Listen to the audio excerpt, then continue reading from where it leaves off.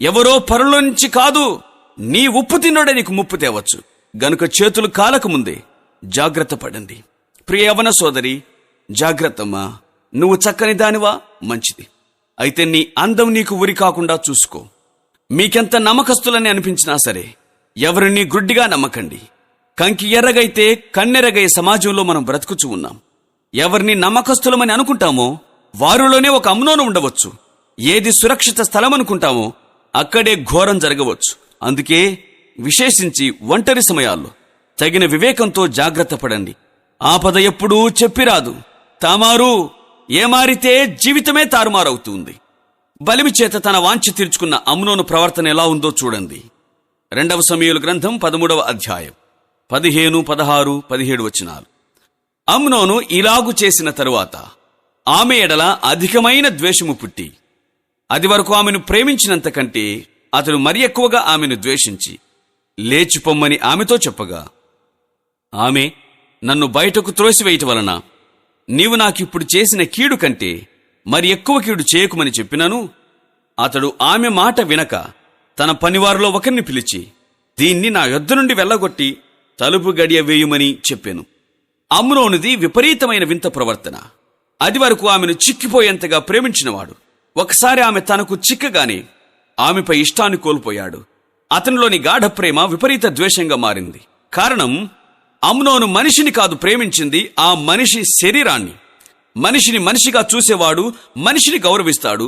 మనిషిని వాడుకోవడానికి మాత్రమే ప్రేమించేవాడు తన అవసరం తీరాక ద్వేషిస్తాడు. ఈ రోజుల్లో అనేక మంది యువతీ యువకులు ప్రేమ పేరుతో మోసపోతున్నారు. ఇది ప్రేమ కాదు, మోహం. ప్రేమ ప్రేమ అంటూ వెంటబడేవారు కేవలం అవతలి వ్యక్తి శరీరాన్ని మాత్రమే ప్రేమిస్తూ ఉంటారు. వాళ్ళు తమ చేతికి దొరికి తమ మోజు తీరాక ఏదో ఒక వంకతో మోసం చేస్తారు. ఇది నిజమైన ప్రేమేనని భ్రమించి ప్రేమికులకు శరీరాన్ని అప్పగించిన వారు తుదకు అపరాధ మనస్సు బ్రతకాల్సి వస్తుంది. నిజమైన ప్రేమెన్నడూ అవతలి మనిషిని భక్షించదు, గౌరవిస్తూ ఉంది. అమ్నోను తామారును పాడు చేశాడనే విషయం రాజైన దావీదుకు తెలిసి బహురౌద్రుడయ్యాడు. నిజమే, ఇది సామాన్యమైన సంగతి కాదు గదా. అయితే అమ్నోను దుర్మార్గాన్ని దావీదు ఖండించలేదు, అతన్ని దండించనూ లేదు. దావీదు మౌనం వహించాడు. అయినా దావీదు మౌనానికి కారణం లేని విషయం కాదు గదా ఇది. బహుశా దావీదుకు అమ్నోను మీదున్న అధిక ప్రేమ కావచ్చు. కొన్ని కుటుంబాల్లో పిల్లలు చెడిపోవటకు కారణం తల్లిదండ్రుల మితిమీరిన ప్రేమే. పెద్ద కుమారుడనో లేదా చిన్న కుమారుడనో లేదా చిన్న కుమార్తెనో ఆ పిల్లలు ఏం చేసినా పట్టించుకోరు, గద్దించరు, శిక్షించరు. ఇతరులు వారిని ఏమన్నా సహించరు. ఇలాంటి పిల్లలకు అడ్డు అదుపు ఉండదు. బెత్తం వాడని తండ్రి తన కుమారునికి విరోధి. కుమారుని ప్రేమించువాడు వానిని శిక్షించును. తండ్రి శిక్షించిన కుమారుడు జ్ఞానం గలవాడగును అని బైబిల్ గ్రంథం చెబుతూ ఉంది. సామెతల గ్రంథం 13వ అధ్యాయం 24వ వచనం. పిల్లల్ని ప్రేమించే తల్లిదండ్రులు అవసరాన్ని బట్టి వారిని శిక్షించాల్సిందే, గద్దించాల్సిందే. ఏ తప్పు చేసినా శిక్షించకుండా నేడు నువ్వు పెంచే పిల్లలే రేపటి నీ శత్రువులు, నువ్వు తలదించుకోవడానికి కారకులు. అమ్నోను వ్యవహారాన్ని పరిశీలిస్తే ఈ విషయాలు మనకు అర్థమవుతాయి. ఇప్పుడు అమ్నోను ఇంత చేసినా శిక్షించని దావీదు ఇక బాల్యంలో అతని మీద దెబ్బబడినిచ్చి ఉంటాడా? సామెతల గ్రంథంలో వ్రాయబడిన వాక్యం ప్రకారం తండ్రి శిక్షించిన కుమారుడు జ్ఞానం గలవాడు. జ్ఞానం కలవాడు తండ్రిని సంతోషపెడతాడు. జ్ఞానం కలవాడు తన ప్రవర్తనను కాచుకుంటాడు. అమ్నోను తండ్రి శిక్షకు గురి కాలేదు గనుక జ్ఞానం లేనివాడయ్యాడు. ఫలితంగా తండ్రిని సంతోషపెట్టలేకపోయాడు. తన ప్రవర్తనను కాపాడుకోలేకపోయాడు. తన తండ్రికి రౌద్రాన్ని, తన కుటుంబ సభ్యులందరికీ మనోవ్యధను కలిగించాడు. మరో విషయం, ఈ ఒక్క అమ్నోనే కాదు, దాదాపు దావీదు కుమారులంతా క్రమశిక్షణ లేనివారే. దావీదుకు ఎప్పుడూ యుద్ధాలు, యుద్ధ వ్యూహాలు, చాలా బిజీ. బహుభార్యలో అనేక మంది పిల్లలు. వీరందరినీ క్రమంగా పెంచే సమయం ఎక్కడ? పైగా వీరందరూ రాజకుమారులు. ఇక వీరికి చెప్పేదెవరు? దావీదు తన దేశంలోనూ చుట్టుపక్కల దేశాల్లోనూ చాలా పేరు గలవాడు, యుద్ధవీరుడు, జయశాలి. అయితే దావీదు రచ్చ గెలిచాడు గాని ఇంట ఓడిపోయాడు. ఈ రోజుల్లో చాలా మంది తండ్రుల పరిస్థితి ఇదే. వీళ్ళెప్పుడు బయట బిజీ బిజీ బిజీ, ఇంట్లో పిల్లలు మాత్రం గజిబిజీ. సమాజంలో తండ్రికెంతో పేరుంటుంది, కాని పిల్లల ప్రవర్తన బాగుండదు. సోదరుడా, నువ్వు ప్రపంచాన్ని జయించినా నీ పిల్లలకు క్రమశిక్షణ లేకుంటే ప్రయోజనమేమిటి? నువ్వు అందరినీ సంపాదించుకొని నీ పిల్లలను పోగొట్టుకుంటే లాభమేంటి? నీ పనులను వాయిదా వేసుకోవచ్చు, లేదా ఇంకొకరికి చెప్పి చేయించుకోవచ్చు, గాని తండ్రిగా నీ బాధ్యత నీవే నెరవేర్చాలి. ఇది ఎవరికి బదిలీ చేయలేని బాధ్యత. ఇందులో విఫలమైతే నీ కుటుంబమంతా పతనమే. దావీదు అమ్నోన్ను ఏమీ అనలేకపోవటకు మరో కారణం ఉంది. అమ్నోను దావీదు ప్రథమ పుత్రుడు. అమ్నోను తల్లి పేరు అహినోయం. ఈమె మాత్రమే గాక దావీదుకు ఇంకా కొందరు భార్యలు ఉన్నారు. అంటే అమ్నోనుకు చాలా మంది చిన్నమ్మలున్నారన్నమాట. అయితే అమ్నోనుకు ఈ మధ్య ఒక క్రొత్త చిన్నమ్మ కనిపిస్తుంది. ఆమె పేరు బత్సేబా, బహు సౌందర్యవతి. ఆమెను దావీదు ఎలా రాబట్టుకున్నాడో అమ్నోనుకు బాగా తెలుసు. ఆమె తన సైనికుని భార్య అని కూడా కనికరించక ఆమెను తన నగరికి రప్పించుకొని ఆమెతో వ్యభిచరించి అంతటితో ఆగక ఆమెను తనదానిగా చేసుకొంటకు కుయుక్తి చేత యుద్ధంలో ఆమె భర్తను చంపించాడు దావీదు. ఇది అందరికీ తెలుసు. ఈడు వచ్చిన అతని పిల్లలకు తెలుసు. తానే ఇంత ఘోర కార్యం చేసి ఉండగా ఇక తన కుమారుని ఏ ముఖం పెట్టుకొని దండిస్తాడు? ఒకవేళ దావీదు నోరు తెరిచి అమ్నోన్ను ఏమైనా అంటే, ఇది నీవు నేర్పిన విద్యే గదా నాయనా అని అనగలడు. నిజమే, అమ్నోను తన వాంఛ తీర్చుకొనుటకు సరిగ్గా తన తండ్రి పద్ధతిని అనుసరించాడు. రాజైన దావీదుకు మరో స్త్రీ కావలసి వస్తే దేశంలో ఎంతమంది లేరు? తన ఉప్పు తిని బ్రతికే సైనికుడి భార్య కావలసి వచ్చిందా? ఆమె సౌందర్యానికి ముగ్ధుడైన దావీదు అన్ని మరచి ఆమెను కోరుకున్నాడు. అలాగే రాకుమారుడైన అమ్నోనుకు ఒక యువతి కావలసి వస్తే రాజ్యంలో ఎంతమంది లేరు? తనకు చెల్లెలు వరుసయ్యే తామారే కావలసి వచ్చిందా? తామారు అందమును బట్టి అమ్నోను అన్ని మరిచి ఆమెను కోరుకున్నాడు.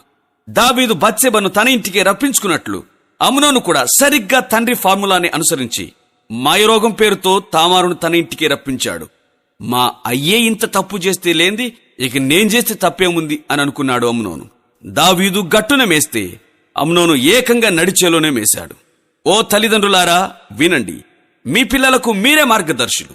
అది మంచిదైనా చెడ్డదైనా మీ పిల్లలు మీ దారిలోనే నడుస్తారు, మీ అడుగుల్లోనే అడుగు వేస్తారు. మీ పిల్లల కళ్లను మీరు మూయలేరు. వారు మిమ్మల్ని జాగ్రత్తగా గమనిస్తూ ఉంటారు. నేను చెడ్డదారిలో నడుస్తున్నా నా పిల్లలు మంచి దారిలో నడవాలి అని నువ్వు కోరుకోవచ్చు గాని నీ రూట్ మారకుండా నీ పిల్లల రూట్ ఎలా మారుతుంది? తల్లిదండ్రులు తమ జీవితాల ద్వారా పిల్లలకు చెప్పకనే చెప్పే మౌన బోధకులు. తల్లిదండ్రులు తమ జీవితాల ద్వారా పిల్లలకు చెప్పకనే చెప్పే మౌన బోధకులు. తల్లిదండ్రులు మంచివారైతే పిల్లలకు మౌనంగానే మంచిని బోధిస్తున్నట్లు, తల్లిదండ్రులు చెడ్డవారైతే మౌనంగానే చెడు బోధిస్తున్నట్లు. తన పిల్లల చేతనే మద్యం తెప్పించుకునే త్రాగుబోతు తండ్రి తన పిల్లలకు చెప్పకనే ఏం చెబుతున్నట్లు మీరు కూడా భవిష్యత్తులో బ్రాంతి షాప్ వాళ్ళను బ్రతికించండర్రా అనే కదా. వ్యభిచారులైన తల్లిదండ్రులు తమ పిల్లలకు చెప్పకనే ఏం చెబుతున్నట్లు వివాహంలో పవిత్ర జీవితం అవసరం లేదనే కదా. తన భర్తను ఎదిరిస్తూ తిక్కలోడిగా చూసే భార్య తన కూతురుకు చెప్పకనే ఏం చెబుతుంది? భర్తను ఏమంతా గౌరవించాల్సిన అవసరం లేదనేగా. భర్తను వదిలిపెట్టి తనకిష్టమైనట్లుగా బ్రతికే స్త్రీ తన కూతురుకి చెప్పకనే ఏం చెబుతుంది? రేపు నువ్వు నీ మొగుణ్ణి వదిలిపెట్టినా నాలాగా హాయిగా బ్రతకొచ్చనేగా. భార్యను వేధించి హింసించే భర్త తన కుమారునికి ఏం చెబుతున్నట్లు భార్యను ఏమాత్రం మనిషిగా ప్రేమించాల్సిన అవసరం లేదనేగా. ప్రియులారా గమనించండి, పిల్లలు తల్లిదండ్రుల మాదిరిని చూస్తారు, అనుసరిస్తారు. అయితే అక్కడక్కడ దీన్ని కొంచెం వ్యతిరేకత కనిపిస్తుంది కదా. అంటే తల్లిదండ్రులు మంచివారు కాకున్నా పిల్లలు బంగారం లాంటి వారు ఉన్నారు కదా. మరి దీనికేమంటాం? నిజమే, కొన్ని కుటుంబాల్లో ఇది వాస్తవమే. కానీ మంచి ఎప్పుడూ మైనారిటీ తక్కువే. తల్లిదండ్రుల చెడు పిల్లల మీద ప్రభావం చూపినంతగా వారి మంచి వారి పిల్లలపై అంతగా ప్రభావం చూపదు. తల్లిదండ్రుల మంచి కంటే వారి చెడే పిల్లల మీద ఎక్కువ ప్రభావం చూపుతూ ఉంది. ఉదాహరణకు దావీదు ఎంతో దీనుడు, దేవుణ్ణి ఎంతగానో ప్రేమించి ఆరాధించేవాడు. దావీదు సితార చేతపట్టి గళమెత్తాడంటే పరలోకం పరవశించాల్సిందే. దావీదు గొప్ప సంగీత విద్వాంసుడు, ఇశ్రాయేలీల మధుర వాగ్గేయకారుడు, గొప్ప రచయిత, వేదాంతి, యుద్ధ నిపుణుడు, వీరుడు, ఉపకారి, కృతజ్ఞత గలవాడు. తన తరువాత తన సింహాసనాన్ని అధిష్ఠించే వారందరూ అనుసరించదగ్గ భయభక్తులు గలవాడు. అయితే దావీదుకున్న ఈ సద్గుణాలేవి అతని కుమారులకు అబ్బలేదు. గాని దావీదు చేసిన పాపం మాత్రం అతని పిల్లలను తీవ్రంగా ప్రభావితం చేసింది. తల్లిదండ్రులు, మీ ప్రవర్తన మీ పిల్లలను ప్రభావితం చేస్తుందని గమనించండి. అమ్నోను తన తండ్రిని అనుసరించి తాననుకున్నది సాధించడంలో సఫలమయ్యాడు. అమ్నోను దుర్మార్గానికి బలైన తామారు అవమానం పాలై తన నెత్తిమీద బుగ్గిబోసుకొని తాను కట్టుకొనిన వివిధ వర్ణములు గల చీరను చింపి తన తల మీద చేతులు పెట్టుకుని ఏడుస్తూ బయలుదేరింది. తామారు కన్నీళ్లను, చిరిగిపోయిన ఆమె బట్టలను, తలపై బూడిదను చూసిన ఆమె అన్నయ్యన అబ్షాలోము సంగతి గ్రహించి తన చెల్లెలను ఓదార్చి తన ఇంటిలో చేర్చుకున్నాడు.